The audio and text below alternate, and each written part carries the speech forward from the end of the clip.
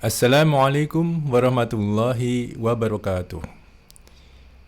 Alhamdulillah wassalatu wassalamu ala Rasulillah. Selamat berjumpa kembali di program Paham Quran untuk Pemula dari Pasca Iqra Academy. Hari ini kita akan melanjutkan di surat Al-Fatihah ayat yang kedua. Sebagaimana biasanya, langkah pertama adalah membaca dengan tajwid. Langkah kedua, mengartikan kata per kata. Langkah yang ketiga, analisa tata bahasa yang penting dan kosakata yang penting. Kemudian yang keempat, merangkai menjadi terjemah dalam bahasa Indonesia yang baik dan benar. A'udzu billahi minasy syaithanir rajim. Alhamdulillahi rabbil alamin. Ya, kemudian kita artikan kata per kata. Alhamdu, segala pujian. Lillahi, bagi Allah. Rabbi, Tuhan. Al-alamina, seluruh alam. Kemudian kita perhatikan tata bahasa yang penting di sini. Ya, ini penting sekali. Alhamdu artinya dalam kurung segala pujian. Sedangkan arti di depannya segala puji. Kemudian mana yang artinya segala, mana yang artinya pujian atau puji. Kita lihat di sini hamdun, ya, alhamdu segala pujian asalnya dari ha mim dal. Ini kata dasarnya, ya. Kata-kata dengan kata dasar seperti itu dalam Al-Quran banyak sekali, ya. Hamdun artinya pujian, ya. Hamdun artinya pujian ditambah dengan alif lam al, ya. Alif lam ini harfun juga, kata depan juga. Ketika ditambah dengan alif lam, unnya hilang, ya, tanwinnya hilang. Alhamdu, ya, dari hamdun ditambah alif lam menjadi alhamdu, ya. Baik itu u atau a atau i, ya, bisa alhamdu, alhamda, alhamdi, ya. Kita kemarin sudah belajar alhamdu ini bentuknya marfu', alhamda mansub, alhamdi majrur. Di sini alhamdu. Pertama, kita simpulkan bahwa yang menyebabkan dia ada tanda kurung segala ini adalah huruf alif lam ini, al. Ya, memang benar. Alif lam dalam bahasa Arab mempunyai 3 fungsi. Ya, fungsi yang pertama, dia menjadikan yang tidak definitif menjadi definitif. Ya, kata benda definitif. Kata benda definitif itu seperti apa sih? Ya, jadi kata benda definitif itu contohnya, ya, dengan contoh mungkin lebih jelas di sini. Tadi malam seekor kucing masuk ke dalam rumahku. Kita perhatikan kata seekor kucing. Tadi malam seekor kucing masuk ke dalam rumahku. Kemudian kucing itu berwarna hitam. Perhatikan kata kucing itu. Jadi ketika dikatakan tadi malam seekor kucing masuk ke dalam rumahku, seekor di sini, ya, seekor kucing di sini masih belum definitif. Kemudian di kalimat yang kedua, kucing tersebut atau kucing itu, kucing yang dimaksud berwarna hitam.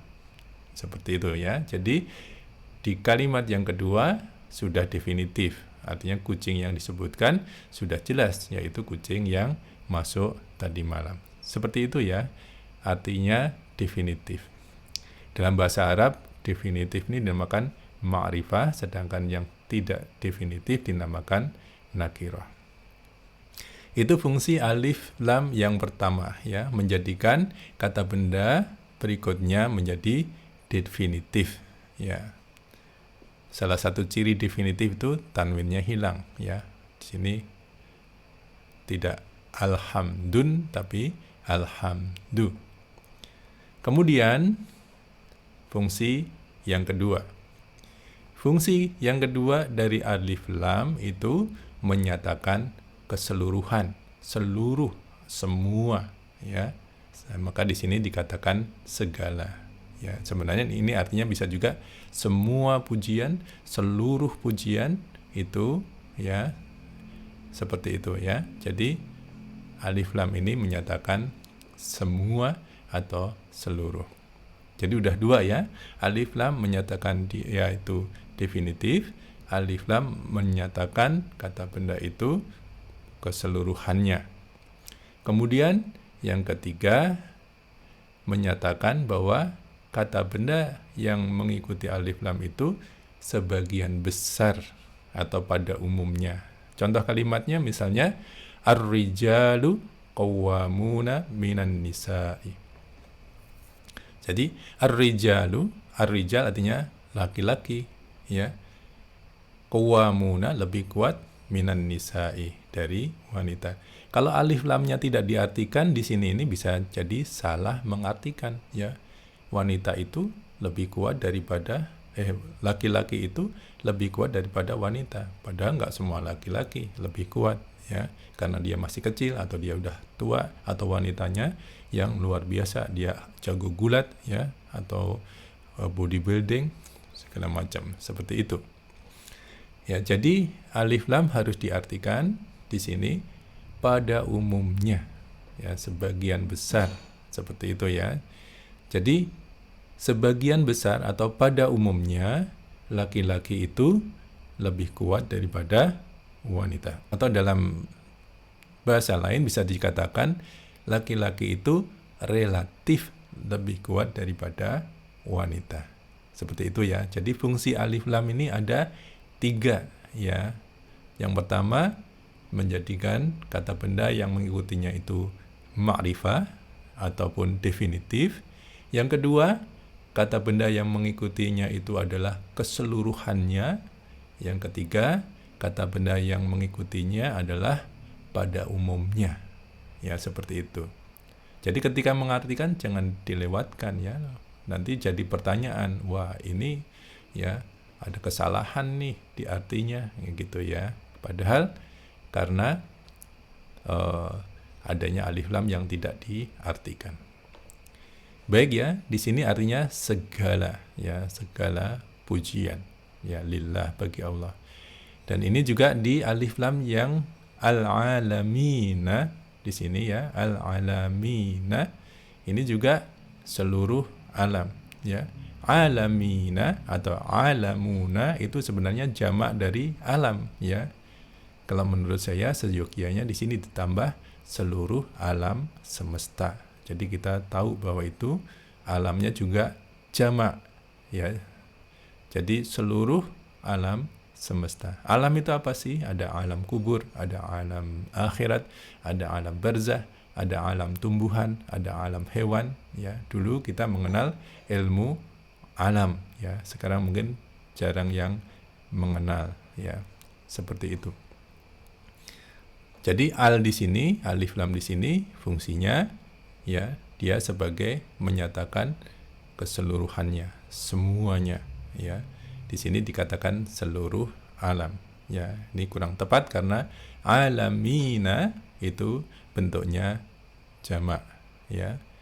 Alamina ini majrurnya, ya, pakai ya di sini tanda majrurnya. Kemudian alamuna itu mansubnya, ya. Marfu'nya juga sama, alamuna. Seperti itu, ya. Nah, nanti kita jelaskan sambil jalan lagi. Kita ke depan lagi, ya.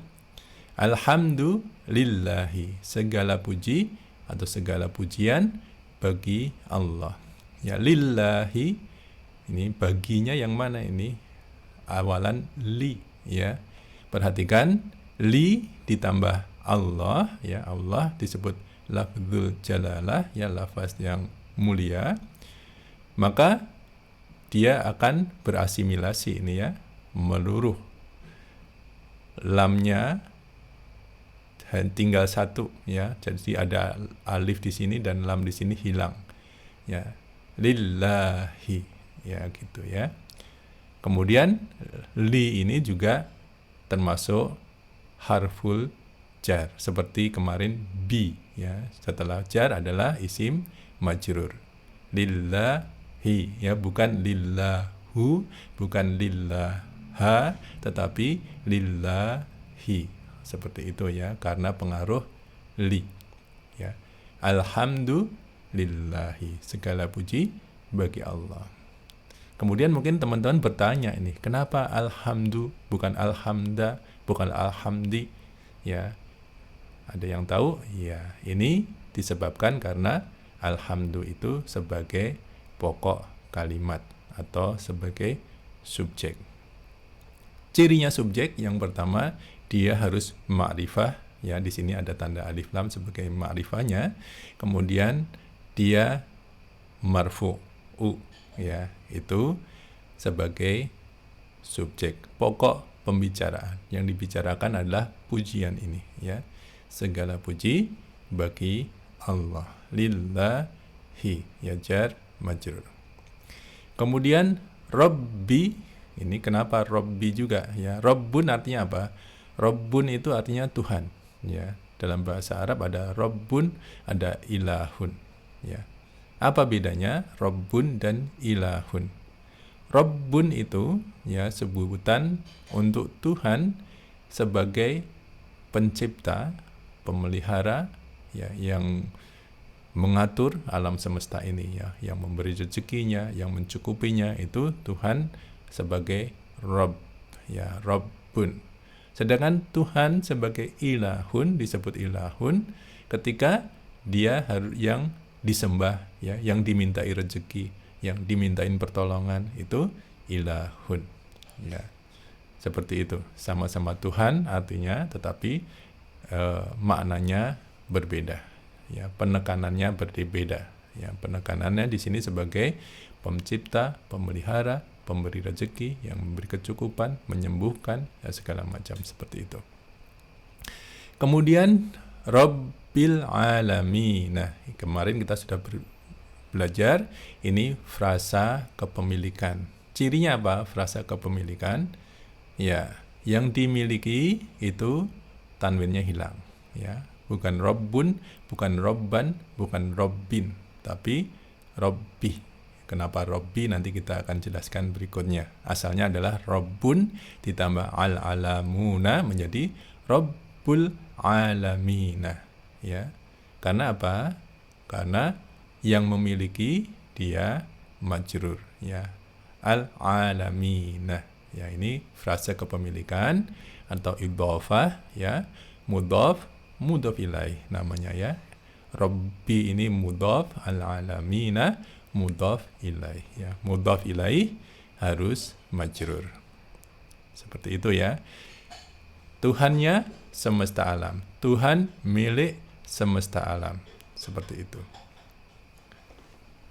Kemudian kenapa di sini Rabbi ya? Karena Rabbil alamin ini sebenarnya menggantikan Allah ya. Sama artinya, sama kedudukannya ya. Jar majrur ya, ini juga majrur. Cirinya apa? Ya, dalam bahasa Arab ini dinamakan badal ya, dinamakan badal, pengganti ya. Di sini Allah dan Rabbil alamin sama ya. Allah itu ya Rabbil alamin itu. Jadi salah satu dihilangkan, makna kalimat tidak berubah ya. Alhamdulillahi dengan alhamdu li rabbil alamina itu maknanya sama ya. Jadi ini badal. Seperti itu ya. Jadi kita mengenal beberapa kaidah hari ini ya, yaitu fungsi alif lam sebagai apa tadi? Ma'rifah seluruhnya atau sebagian besar pada umumnya. Kemudian ini jar majrur kita sudah belajar. Kemudian ini Rabbil alamin, ini al-alamina, ini bentuk baru juga. Marfu'nya al-alamuna, mansubnya al-alamuna, majrurnya al-alamina. Seperti itu ya. Kemudian kita mengenal badal di sini. Itu pelajaran kita. Kalau masih agak bingung atau belum terlalu bisa mencerna, ya mungkin silakan diulang videonya, atau nanti di pelajaran-pelajaran berikutnya insya Allah akan kita ulang-ulang sehingga menjadi sebuah kebiasaan atau bisa biar mendarah daging seperti itu ya. Baik, tahap yang keempat adalah merangkai ke dalam bahasa Indonesia yang baik dan benar. Segala puji, ya ini sudah umum ya, bukan seluruh pujian, nanti malah jadi aneh meskipun artinya sama, maksudnya sama, tapi kalau kita rubah jadi aneh ya, karena dari saya kecil ini artinya segala puji bagi Allah. Ya.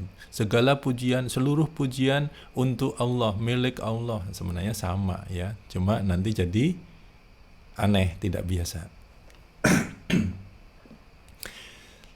Jadi dalam mengartikan juga kita melihat kebiasaan ya, kelaziman. Kemudian di sini badalnya ditandai dengan koma dan koma sini ya. Segala puji bagi Allah, Tuhan seluruh alam. Nah, seperti itu ya. Segala puji bagi Allah, Tuhan seluruh alam.